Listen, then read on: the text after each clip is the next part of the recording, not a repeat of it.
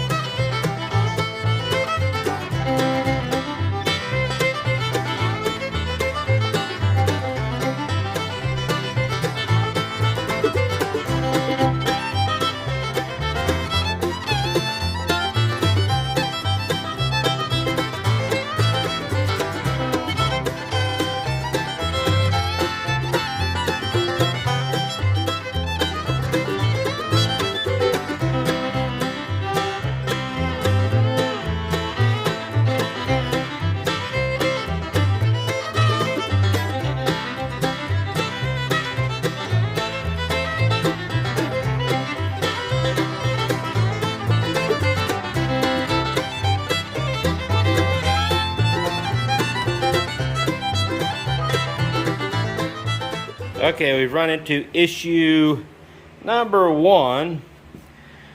I'm not sure if the camera will pick up on it. You can kind of see a little bit of maybe a weird shadow right there. But this main leaf right here is cracked. It's got a crack right there, a crack right here, and a crack right there. So I do have another, well, I've got several other leaves. They're 54-inch main leaves. The other side looks good. So I'm going to take this spring pack apart and go get another main leaf to put on here. Get that issue resolved before I go any further. So just stay tuned. We'll be back. I'll get this main leaf back in, and then we can get to working on, I think my next step after that will be pull the differential out, weld it up, get that back together, then cut the spring purchase off, kind of restart everything, and then start putting it back together. Alright, this is a new day. Yesterday just kind of, it went south, not gonna lie. After that spring that was broke, not that that was a big deal. I had another spring. I just had to get it out of the other truck. And that's kind of where it went south. I just kept making trip after trip back and forth to shop to get stuff.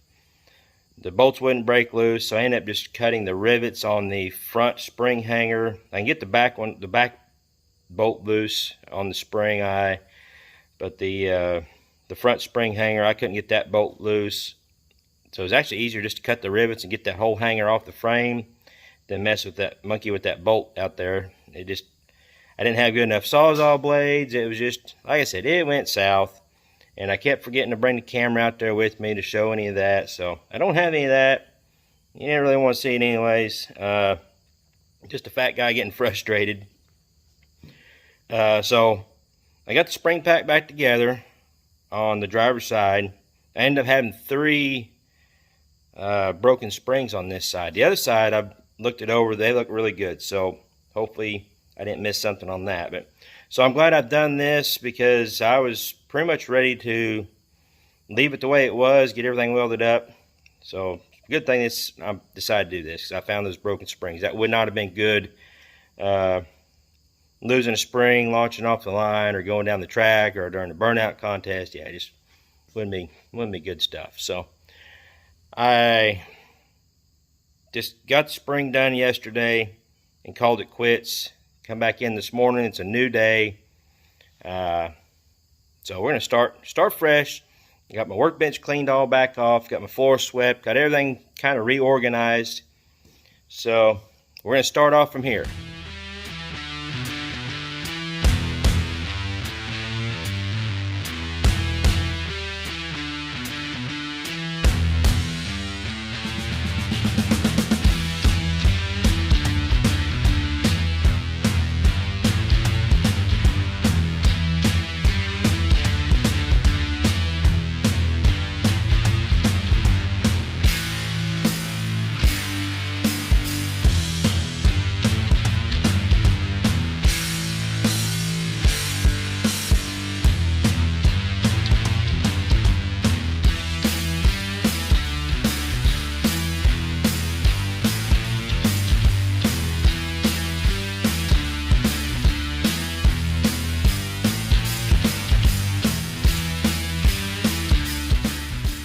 I've got all my spider gear center stuff all cleaned up in the parts washer, where there's no grease or oil or anything in them.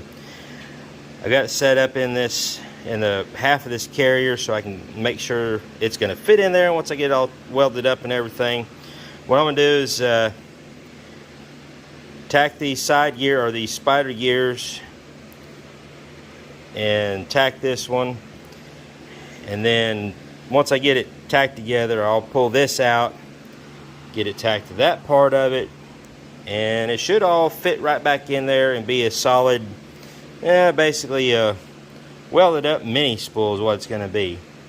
But I have to put my clutches and everything back in there because just for spacing, but it'll no longer need them.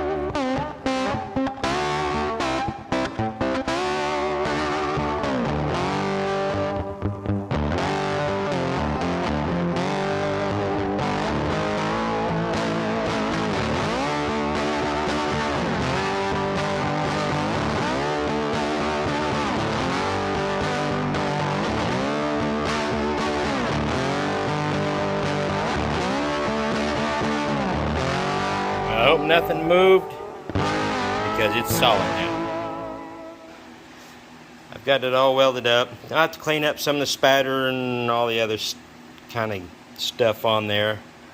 But hopefully, once it all cools down, it'll fit back in the carrier the way it's supposed to and get it back together.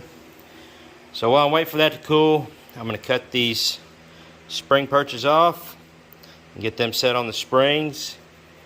And right now it's just kind of a waiting game, waiting for that thing to cool off, because it's about a 1,235 degrees.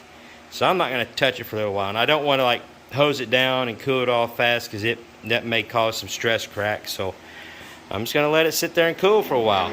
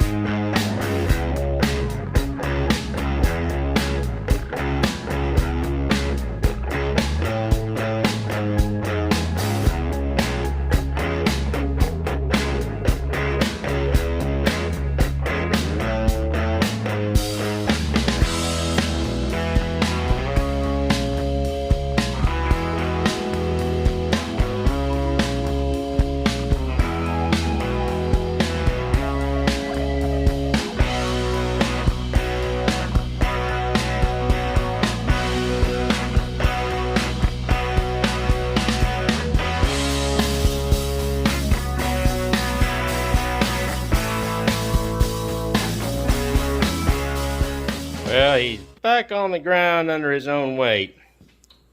Sitting pretty low in the back. Got the old Carolina squat going on, but of course, no engine, transmission, nothing up front, so no front clips. So the front end's sitting quite a bit higher than what it normally would. But yeah, this got the back end a lot lower than what I was expecting. I don't know what I was really expecting, but I'll show you real quick. Yeah, the old Squeaky's got the Carolina squat going. Of course, I don't know. On camera, it's not quite that bad, but it's pretty low. Now I'm gonna have to completely refigure my whole shock mount deal. This this project of just doing an axle flip was a little more than what I anticipated, but well, some of it was just because that spring was broke. But I knew the shocks would probably have to have something done with them. Not a big deal, but it is a little lower than what I was expecting. I have plenty of room without any bump stops or anything. It'll be okay there. But what I plan on doing is, so I've just got this hanger just clamped up there right now. That is a rear hanger off of a four-wheel drive half-ton or three-quarter-ton, same thing. And they're a little bit longer than the two-wheel drives. So that will get me, it looks roughly, I've never measured them, I think it's about 3 to 4 inches difference. So with just moving one side of your leaf springs, if you move this down 4 inches, you're going to gain 2 inches. And I think that's going to be about right. I think I want to be happy with that. I wasn't expecting it to look this low. Of course, you know, I don't have any weight on the front, but I also don't have a bed on the back. So the bed's going to put it down another inch or so. So I think I'm going to cut the rivets on these rear hangers, put these longer hangers off of four-wheel drive on there. And I think it'll actually, I just think it'll make my springs in a little better position too. I don't. Yeah, it's just one of them deals. Not a big deal. I've got 2 of them hangers. I got the other one sitting over there on the floor. I'll cut them rivets off. Not a big deal. I don't have any grade 8 bolts. I do have some just regular grade 5, so I'll put in there just for mock-up. But I think I'm going to do that on another video. Maybe a part 2, getting the old Carolina squat going. Appreciate you guys watching.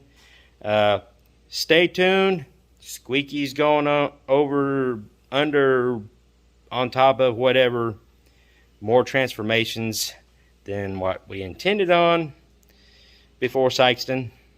But kind of like I told you earlier, you know, the whole engine thing, sometimes you get kind of a mental block, or you get kind of burnt out on one part of a project. And if you got more than one thing to do on a project, you can break off of it, get back to that, bounce back and forth. Yeah, this whole suspension thing has really got me, got my mind off the engine, that's for sure. But it won't take much. I'm kind of making it a bigger deal than what it is. But I think it'll make him handle a lot better. It'll be a whole lot better for what I'm intending to do with this truck. So anyways, I'll let you guys go for now. I'm going to figure out what I'm going to do with these rear hangers and the shock mounts, and put that in another video. Thanks again for watching. Until next time, y'all keep your square bodies rolling, and we'll catch you later.